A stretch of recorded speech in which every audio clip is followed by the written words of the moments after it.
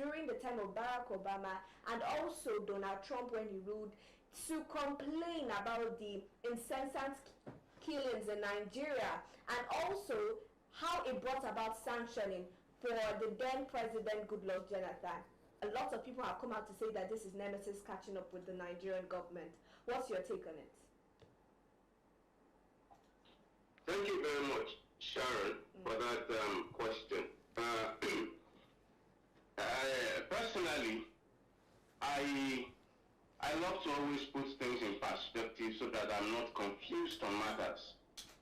And secondly, I love to get facts on situations so that I'm not, pushed here and there on the matter. Now, this is the situation. Back in 2013, I think in September or thereabout, 2013, the APC, who was in opposition at that time, led by Muhammadu Buhari, Professor Oshibajo, Tinubu himself, and some of them who are in power today, of course some of them are in opposition as well, they traveled to the US. Yes. They traveled as a contingent to the US. They used the lobbyists to get to Obama. They got to Obama and they lodged the complaints. Mr. Ladmeja, are you there? And they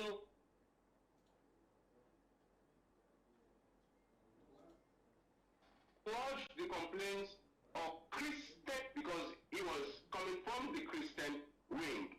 Now, I do not know how we think in Nigeria, but I know that the rest of the world, or who have not been soaked in absurdity and abnormality, they think logically. Now, you brought yourself, you took yourself to them, you reported yourself to them, they began to take stock and data of your situation that you reported since then, and in 2015 or 2016, when Buhari came into office and Trump took over from the Democrats as a Republican, Trump, because of the record you have been keeping, responded to the document on his desk and slapped Nigeria with CPC, country of particular concern. We know the penalties that followed, but that is not the conversation today. Now, fast forward to today. Before we even bring it forward to today, remember that at that time, to corroborate and to substantiate the argument that there is Christian genocide, profiling the insecurity in the country at that time, all of them went into tweeting rigorously, writing articles here and there. We have their receipts. We have documents of what they said back then when it was suitable, when it was necessary for them, when it was expedient for them to do so. But today, they have come into roost. The same house whip that they used against the Jonathan regime to pull him down is being used against them. And guess what? Who is the Abinga? Who is the pathfinder of the crisis, of the attempt for America to come and, resolve this situation? It was APC. Exactly. So whatever they are saying right now, whatever they are doing right now, it is for their cretins who do not have thinking, or who cannot relate their today with their yesterday with their today. Or rather, it is for those that know what is happening, they can relate their yesterday with their today, but because they are belly dancers, they cannot talk. Mr. Ladmeji, we hear you loud and clear, and it's for them to pick and select exactly what the message is. Now, for Ifeoma Oji, we talked about the particular message that Donald Trump sent and how the Nigerian government has been reacting. Now, in that reaction, we have seen some really particular moves. So even though it's not here, we saw yesterday that the newly appointed service chiefs called for an emergency meeting. Now we are seeing that the Nigerian President Bola Ahmed Tinubu is calling on the doctor, find out exactly what's causing this doctor strike, and to also find a permanent solution to that. And apart from that, they're also appointing new ambassadors. So would recall that since 2023, when he recalled ambassadors to Nigeria for what he called a diplomatic shift, and since then the Nigerian embassy has just been left empty with, second in command doing the job or the duties of the ambassadors. But with all of this reaction, what is your take on this reaction from the president? To be honest, if I am to be honest with you, I am tired of discussing the president every single time. But that's just the honest. But we have to. But I'm just being honest with you. Now you're talking about ambassadors since 2023 that you nominated, or the list was presented to you, and you stored it. 2 years later, the only excuse you can come up with is that it's too rigorous, that it's more like the stitch is too much for you to handle, so you need to take your time. 2 years down the line, Nigerians don't have representatives across the borders. Now this rift between we and the US, it would have actually been kind of managed to an extent if these people were representing us in the borders. But because is the second in command that is left there, we don't have enough power or the authority to do something or throw in their weight in this thing. Nigeria is left with no representatives, which is very, very wrong. And now we're coming back to 2025. He now remembered, that Nigeria need to be represented on the global stage. It does not make sense at all. Why is it that it is every time that Nigerians react to a certain situation that the government will do something about it? Why is it that they can't take the initiatives themselves in the first place? Why are they being placed in leadership positions if they can't take ideas? If they can't, these people are supposed to have committee, people that reason with them, people that talk with them on a daily basis. So why is it that it has to be Nigerians, it has to be international bodies that will come in to tell you what to do in a country that you're supposed to protect the lives and properties of people? It's so sad, to be honest. What you rightfully said yesterday, that the Nigerian government is reactive instead of being proactive. And we're still talking about these reactions after that particular statement that Donald Trump came out to make publicly. Now, to you, Mr. Daniel Sacramento, with all of these reactions, do you see this making an impact on the public confidence in the present administration, even ahead of the 2027 elections? Okay. There is no confidence that we're going to have anywhere. The truth about it is that we are fond of, raising false alarms. And when it looks as if the alarm has died off, we go back to normal business. And that's the truth about it. The present administration, I've been hammering. It's quite called for that you have people in your cabinet who cannot open up to you, who can't tell you the right thing. And it is quite disappointing that the present administration is taking further steps just because United States started having interest in the country and the country security situation.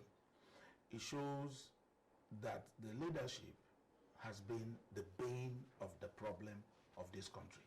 So there's no other way. When we were growing up, we would say if you spell Malam from the front and spell it from the back, it is still Malam. So the truth about it is that we have security situation, and appointing ambassadors will not change the security situation. You are only trying to build castle in the air, trying to just go and mend fence with the United States. But the main message that the United States was trying to pass through, which is the insecurity, the killings of Nigerian citizens, is the problem. We've not seen how the present administration wants to tackle it. But if you talk about it, they will say, and we just changed the security apparatus. But that is not the truth. That is not the main thing. Because if they are being sincere, if they sit down, they will find out, we were trying to discuss this yesterday, that the bane of the problem of insecurity started with religious leaders, which we need to tackle. Traditional rulers are involved. But that's not just the only reason. That is not I'm saying, yes, how to tackle it. You need, we said this thing about how. Yes, I'm talking about how they needed to react to it. You call bandits together. They came with their ammunitions under the protection of the military. Now they sat down to you people discuss terms and conditions. You know that Katsina State and Zamfara State, that what prompted the high level of banditry there is because of the mineral resources that is there, the gold that is there. That's where it's coming from. So now it has been politicized because these banditry are not main Nigerian people. These are people from Mali. These are people from Niger Republic. These are people from Sudan that were brought into our country. So somebody opened the door for them. Yes. And this government will not say that the names of the people who are into this business are not on their table. So they needed to look into it critically and look out for how to curb it before the United States. Now people are talking about the United States. What of the people who colonized us? Why have they not said anything? Okay. Why have they not opened up? Why have they not said no, United States? You people cannot take such measures. Now, why have they kept quiet? It's telling us something. Why are they quiet? Because you are talking about the silence of P2B, but the UK is also... They're also silent. Well. These are the people who ought to have, carried the insecurity stuff on their head. So something is, there are some things we are not yet cleared about. We have no serious business, irrespective of the aids that Trump gives to United States gives to Nigeria. But for Trump to open up to say, we are coming to strike Nigeria. We are coming to strike the band because they know these people. They wouldn't say they don't know them. It will only take them to beam their satellite towards them, and they see where all of them are. So the idea is that our people, the presidency, I'll put it in that way, they have not come out in a true picture to say we are stopping insecurity. The day you kill a policeman, the police people will fish that person out under 3 days. Exactly. So, but when a civilian is killed, we start making headlines. Nobody goes after them. So until there is a matching order from the presidency, this thing will not stop. Now, you mentioned the fact that these bandits are from other nations, neighboring nations, like Niger, Chad. Now, we just even saw that even after that statement that Chad has announced that it's closing its borders against Nigerians because of security threats and security reasons. And even after that, we've seen the Nigerian military coming out now to bring out photos from 9 years ago, 9 months ago, saying that they've rescued kidnapped victims, they have arrested kidnappers and bandits and the rest of them. Nigerians are calling them out on that particular act. But Mr. Oladimeji, what does this mean to you? Is this screaming fear on the part of the military now, or just incompetence?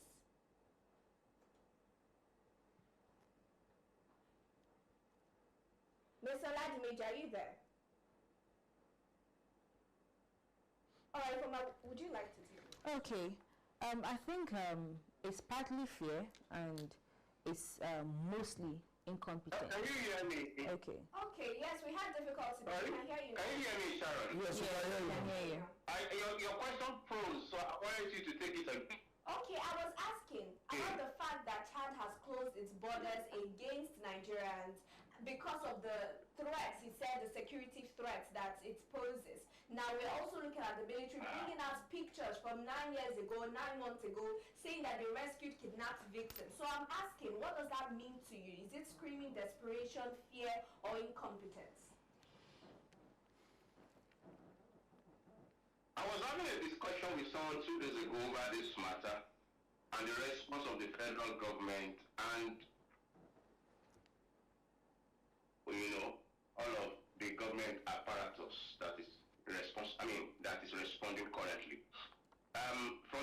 communications, to the military, to the NSA, to the media, all of them responding right now, I think it is top tomfoolery.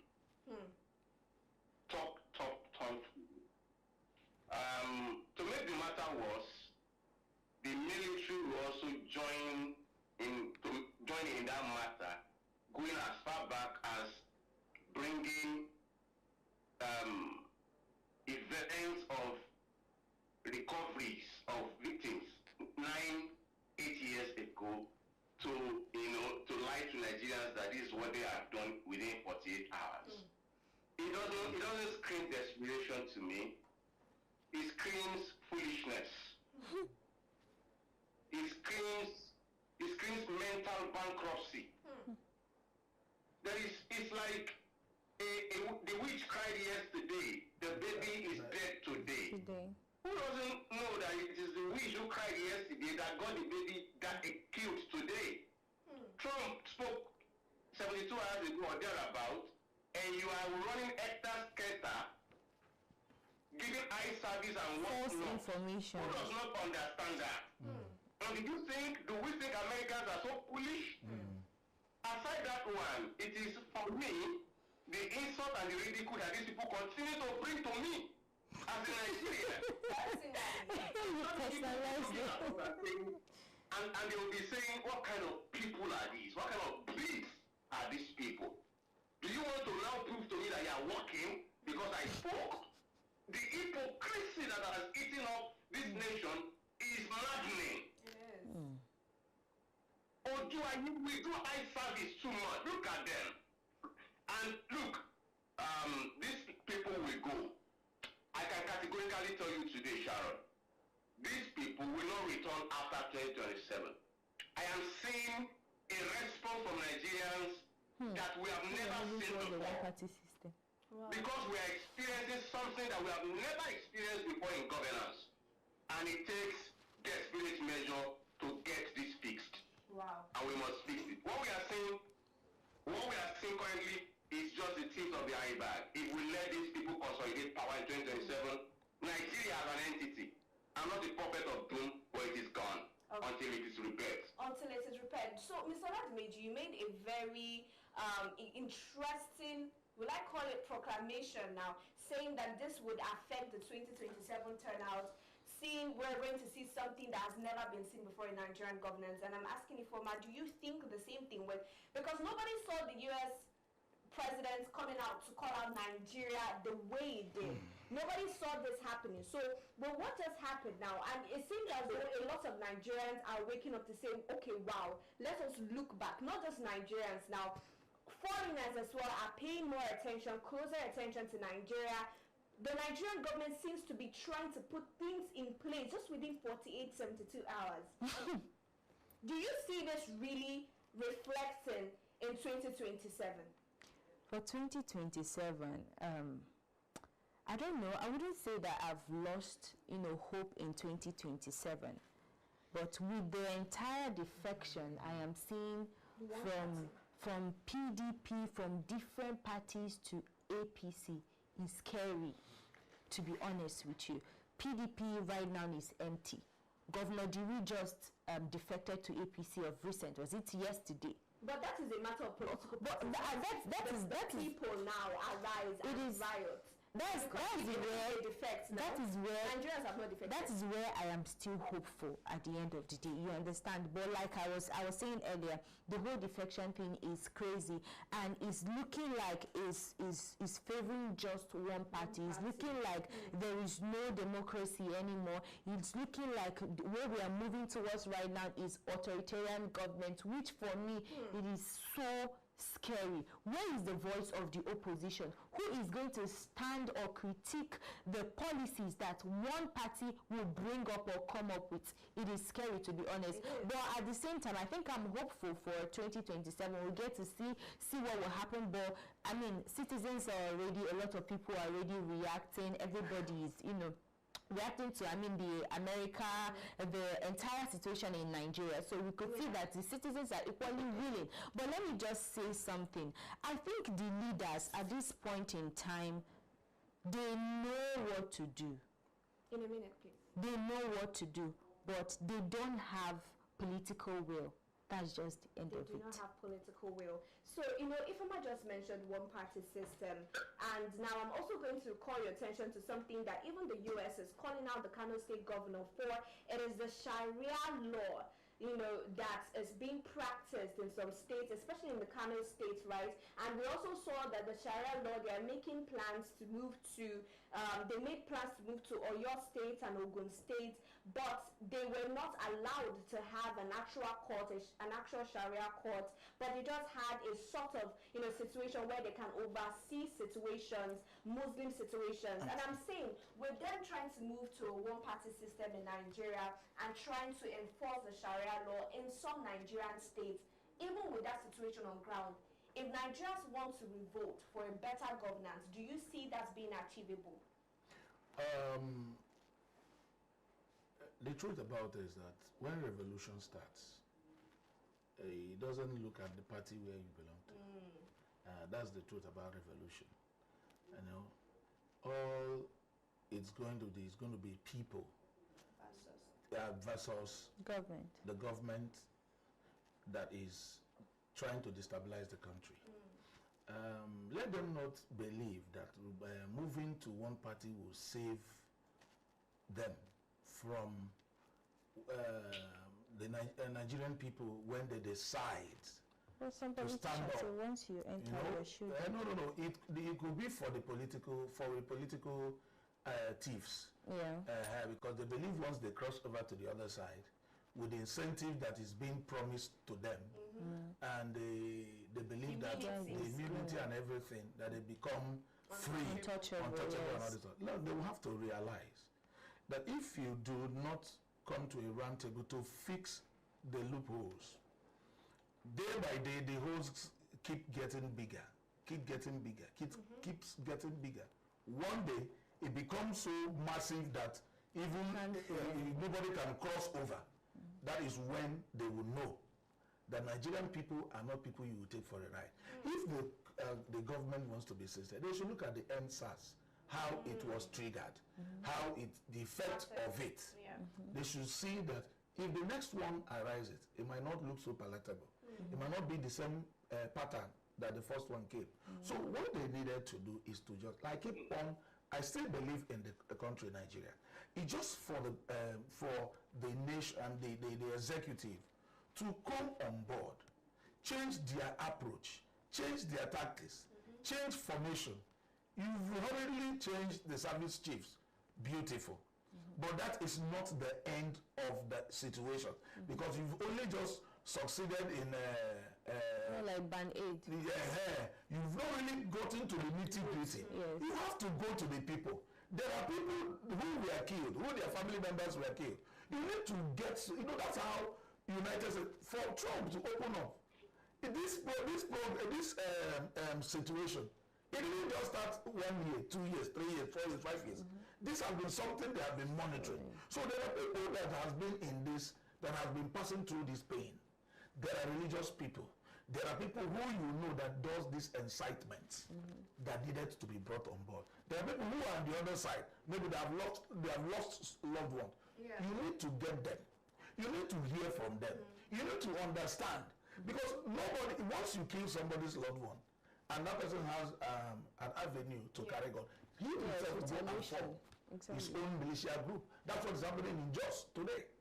So until you get to the bottom of the issue, the root of that issue, they are not going anywhere.